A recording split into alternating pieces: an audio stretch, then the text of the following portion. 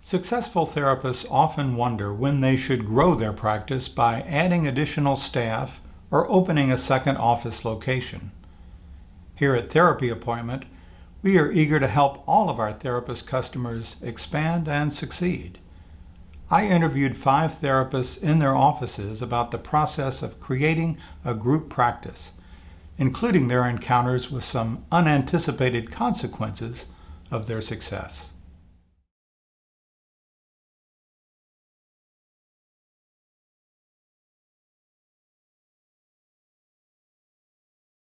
I'd say my most reliable source of referrals are word of mouth. Current clients, past clients, when they talk about the care that they receive and they go and they tell their family and their friends, that's been really reliable, because when people hear from those that they love, hey, you're experiencing something tough, call this place or talk to this person, I talk to them, then they're a bit more invested and open. Most of our referrals come from the clients that we see. And over the years, I've done a ton of different marketing, some that were great ideas and some that clients told me really quickly that that's not a good idea, Paul, I don't like that.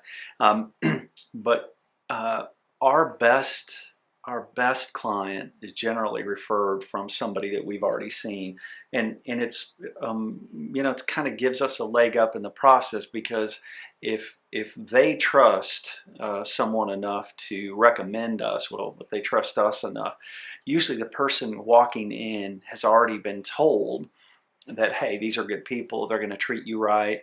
And so I would say that's our best client. That's our best source of referrals. Our most reliable source for referrals has actually been word of mouth from other clients who've been to see us, which is rare. But I would say 98% of our clients typically come from telling a friend or a pastor we've already worked with that may tell their parishioners about us, and then they follow up and call us and want an appointment. The second most is our SEO with our Google presence that we have. When we opened our practice a couple of years ago, we saw social media as a great source of free advertising. And so we've had a series of people who manage that for us. Our office manager does it now, and she does a great job. So we post on Instagram and Facebook about 3 times a week. And sometimes those posts are about activities or things happening in our practice, but more often they're kind of helpful things for our clientele. So we have clients who follow us and then share our posts, and it's been a really great source of getting the word out. This past month, in June, we had 80 new clients scheduled in our practice.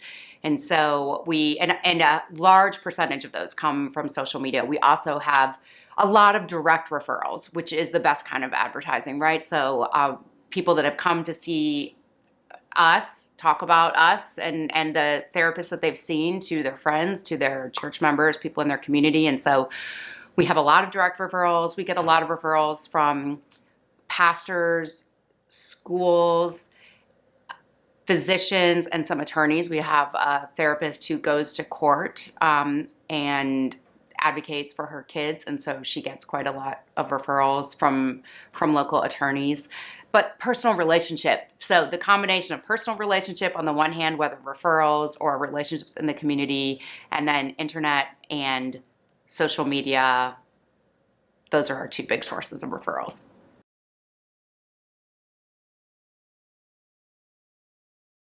I did a website on my own at first. It was a Weebly one. And I had 2 clients tell me that it looked like it was made by a child. So I took that feedback and said, maybe it doesn't look very professional. And I started paying a service a little bit each month. And they have a template, which I think is a WordPress template. Started doing that. But I really wanted to make it seem more personable.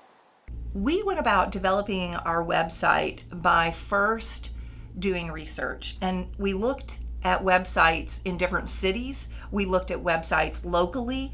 And unfortunately, we found that it was an area that was very weak for therapists. And yet that was going to be an initial way that people searching on the internet would find us. It would also be the first contact that some people would have with our office when they would just be looking us up through our business card. And so we wanted to make sure that our website presented and not only looked like a safe place, but also was inviting and informative and gave the information they needed.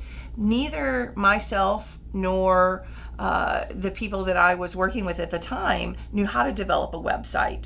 So what we did is we actually hired somebody freelance, which you can do very inexpensively, and hired them freelance, and less than $400, my website was up and running and looked pretty good. Well, our website was developed over several years of trial and error. I made the first one.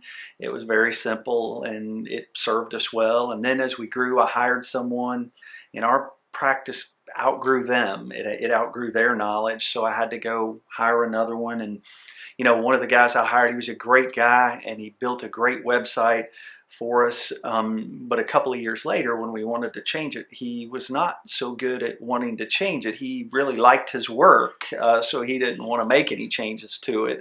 And then we've hired another person. I've always had a pretty big hand in how that looks, and I think it's important for anybody that's running a practice to make sure the website is mostly written by you, and you know, you have a big say in what it looks like, because that's you, and more and more and more so, you know, that's your image to the community. And so if someone asks you about a page or a part of your site and you don't know it because it was written by someone else, it's probably not going to fare very well with your clients. We have had several therapists who have sponsored a table at local fairs, health fairs. We had a couple of, this is one of our most interesting referrals. One of our therapists who works primarily with children, she doesn't have children of her own, and she got connected with a Facebook moms group. And in this moms group, a lot of moms started referring to her and giving her information. And out of that, they invited her to do a table at a local breastfeeding fair. And so she did that, and we've gone every year. And it's been a fun way to kind of be part of the community and reach out to new moms and share about the services that we have. We bring information about our practice and some giveaways.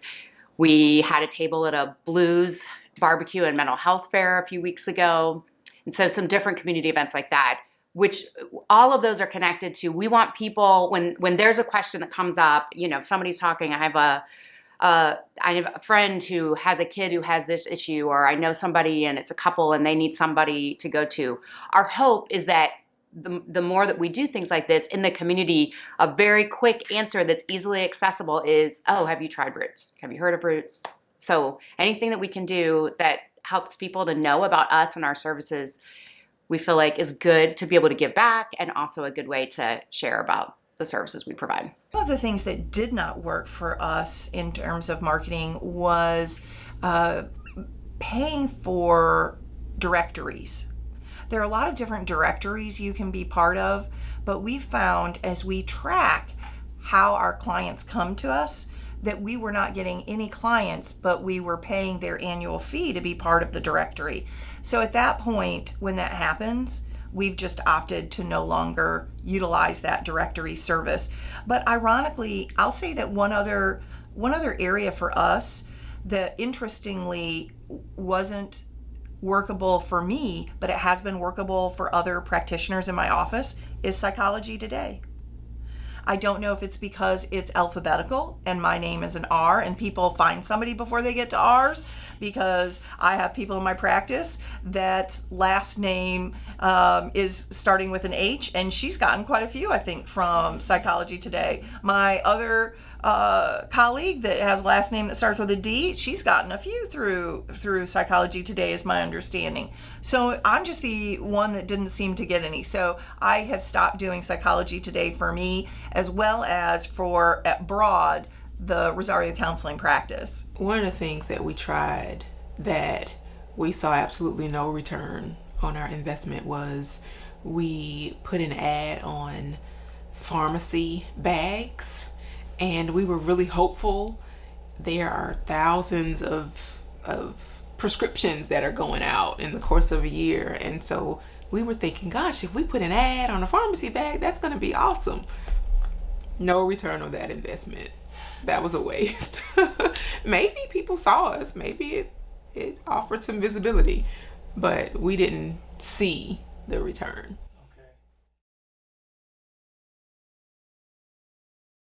When in the very beginning of private practice, everything that we used was paper everything, charts, even billing forms, everything was paper.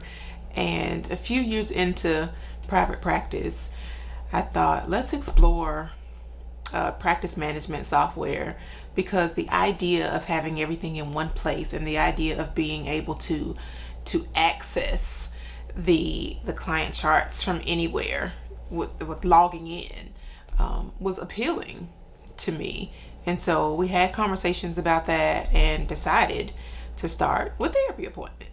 And it's been very helpful, just being able to have the electronic health record, have the calendar system, billing, being able to track payments and income and how many appointments did you, all of that has been so helpful.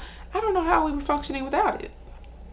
We use Therapy Appointments as our practice management software, and I recommend it all the time to clients or to therapists who are going out on their own, who are not joining us, or who are just going to do, whether they're going to be by themselves or with an organization.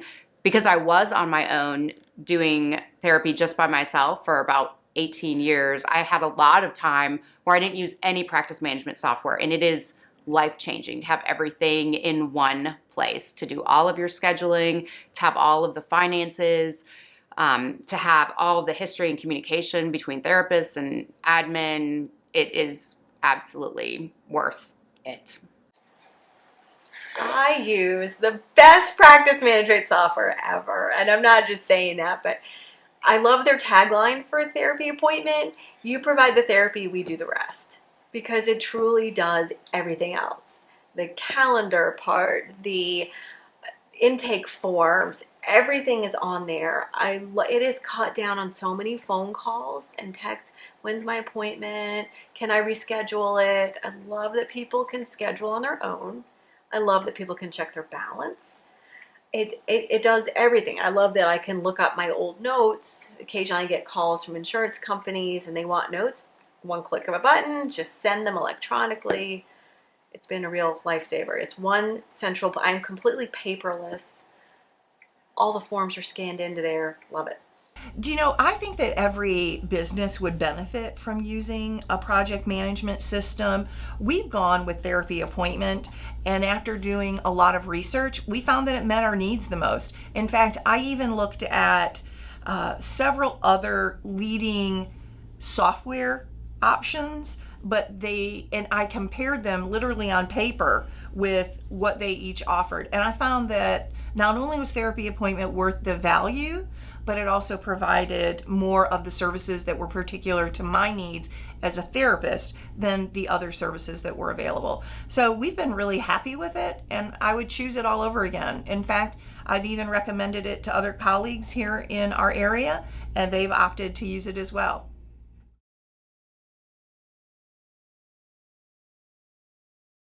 So we do have a receptionist. She's our office assistant. She does a lot of scheduling. She answers our phones. She supports our team in ways that it would just be time consuming for us if we did. She greets our clients when they come in. She makes sure that they feel warm and welcome. She gives them their intake paperwork and explains it to them. She makes sure that therapists have what they need to focus on therapy. In the beginning, I tried hiring what I would consider, fairly mature adults. Some of them have kids and, were regular people. And I didn't get too many of them to work out. And I don't know if it was bad luck or I wasn't a good boss or what the heck it was. But I kind of changed philosophies when I found this undergraduate psychology student. She kind of came in and I quizzed her about what was going wrong in my office. And since she was new, her loyalty was to the person who was signing her check, which was me. And she said, Paul, they're just not working hard. And so I started thinking about, hey, who would want to come in here, work hard? Who would want to be a part of this thing? And that's when we changed to hiring a lot of students. And so I started taking on students as practicum students and offering them a job in the office. And several of those ended up working out, and they are full-time practitioners with us, seeing clients, and they are licensed professionals. And I still have a few of those in my office today. I have a nurse practitioner student to be. She's a nurse now. I have a couple of counseling students, and they're all in various stages of development. And I just found that works really well because they're going somewhere.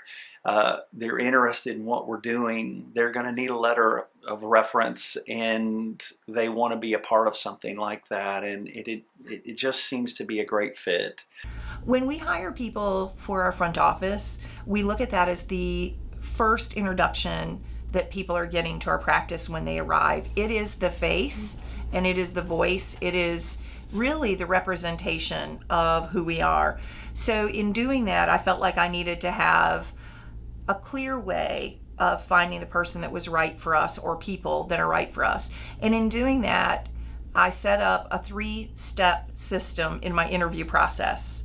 The first step is that I'll do an over-the-phone interview that's what I call a screen, because it's very easy in that first conversation to eliminate people. People eliminate themselves.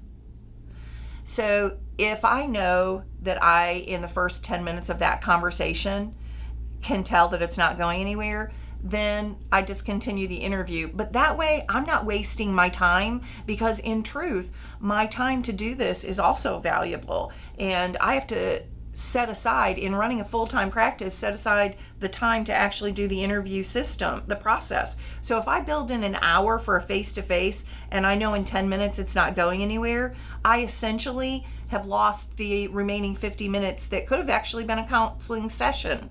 And so I'm losing revenue. So I found this is most effective. And I have questions that I've already pre-written and that I ask everyone.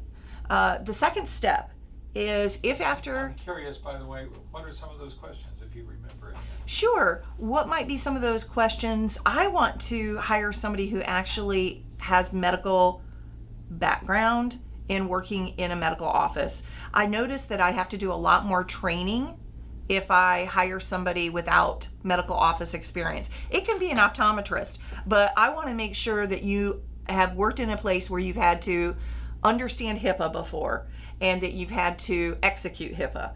So in knowing that, it's one less area that I have to train somebody who's not familiar with it. So of course, one of my questions is, have you ever worked in a medical office of any kind? And another question that I ask that's helpful is, do you know what a CPT code is? And a third question is, do you know the difference between a CPT code and an ICD-10 code? And then I let them explain it to me. Frequently on resumes, people will say that they have DSM-4 experience, or they'll put ICD-9 experience. And that usually tells me that they're not going to be the right person for my front office because they're not watching details. And if on a resume you're sending to me that you don't recognize that in 2013 it changed to ICD-10, then that tells me you might not be looking clearly at the paperwork that comes through my office. If somebody impresses me through the first step, which is the phone screen, then I go to doing a face-to-face interview where we schedule an hour in the office. That allows them to see our office, make sure they're comfortable here, but then also it allows me to, as a therapist, to evaluate and assess if this is a person that really is going to meet our needs. Because not only do I need a front office manager to be someone who can relate to patients, I also need them to be able to understand data and information and be administrative. So you have to have separate gifts for those, administrative talents versus people oriented. And you don't always find that. So then they come in and I have another set of questions that I continue to ask.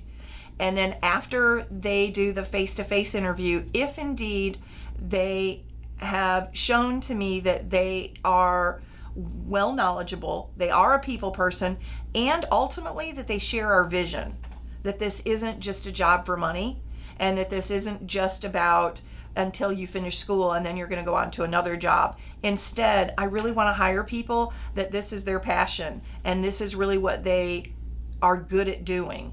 Because if I have somebody who's career oriented in this area, they're going to stay a lot longer at my practice. So that's a really important component to remember when you're hiring front office people.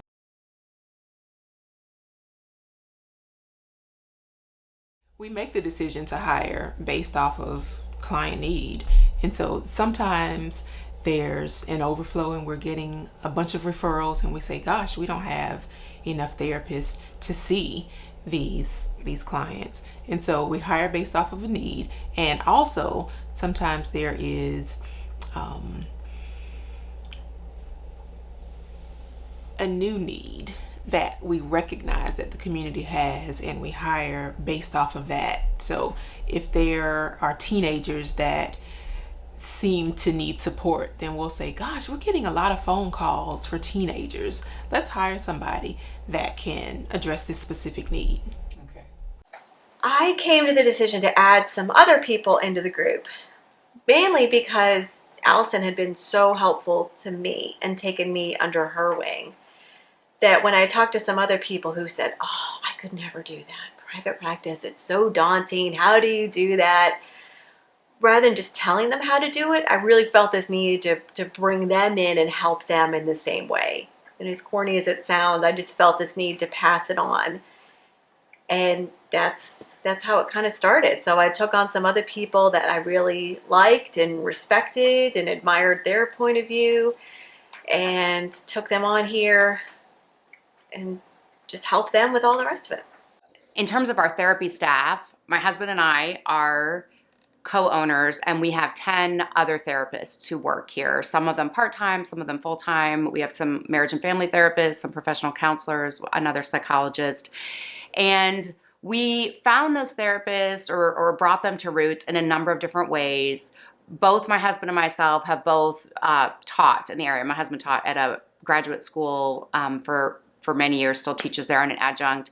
And I taught as well in graduate programs. And over time, we developed relationships with students and kind of tracking them through their careers. And so primarily through relationships of people that we know that we have thought we would love to work with them and partner with them. And so most of the therapists that work for us, we invited, that we knew them, we had relationships with them, and we asked them if this was something they were interested in, and they joined us in that way.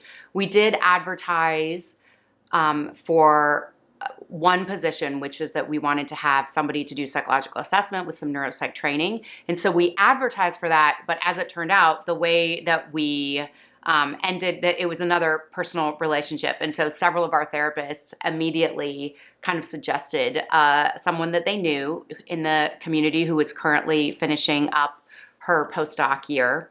And so we met with her and had some interviews over the phone and in person, and she's been a great fit. But across the board, all of our therapists have been direct referrals in relationships. When we add therapists come, and our hope is that they're going to stay with us long term, but there are times where people go and there's some turnover in a private practice. We have a contract that our therapists sign at the beginning of our relationship that not only is contractual at knowing what to expect on the job, but I also have a non-compete clause they sign, and then I also have an area that they sign that all of the clients that are generated through RCA belong to the company. And so if anybody should want to leave, that those clients generated through RCA still remain here.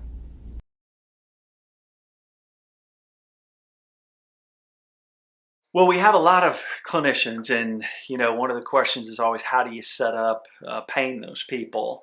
And from the beginning of time, we've always had a contract with our professional people that is a percentage of the income that they bring in. And basically that means every dime that comes in the practice, we track that. And with therapy appointments, it's pretty easy to track. And so we will pay them a percentage of that amount. And that ranges anywhere from 50 to 70%, depending on how long they've been with the practice, how much experience they have, what they bring to the practice, and even the location of the practice for us might determine that amount. We've steered away from kind of having employees that are clinicians, mainly because we try to control what we can. And, contracted people tend to work out better for us. It allows them the freedom and flexibility to make their own schedule, a lot of their own rules. And, I think professional people that do counseling and therapy, like to make their own rules and their own schedule. And that's a big selling point for me, is I don't determine how many people they see, and I also don't determine their schedule. And if I do either one of those, then I have to make an employee, not a contracted person. Our fee structure for our therapist is based on a percentage, and that percentage is based on experience that someone has coming into this particular role. And keep in mind that working in private practice isn't about just what happens in that room between the therapist and the client, but it's all sorts of other things, i.e., are you a team player, and are you willing to be flexible when flexibility is needed? There are a number of things that go into being a well-rounded private practitioner. And I can say I'm really pleased that many of the people that work in my office are excellent about being team players. In fact, all of us are team players, but in terms of there's a difference on the fly if somebody can come in at the last minute, or somebody can deal with a patient who's suicidal and be able to stay and continue after hours to make sure that risk assessment gets done and it's thorough and follows up with me on what's happening.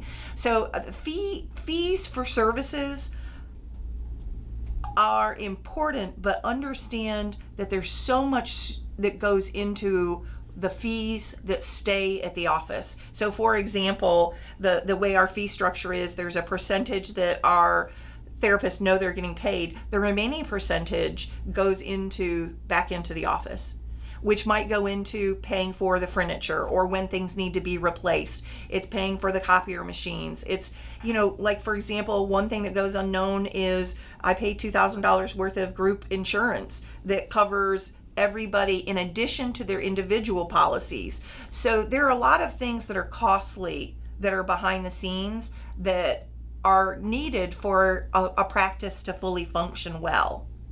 We decided to compensate therapists based on a percentage split. And so we know what the practice needs financially to function. And we also know what we think is reasonable for a therapist to earn. And so we try to be fair, also keeping in mind the expenses that the business incurs by having additional therapists.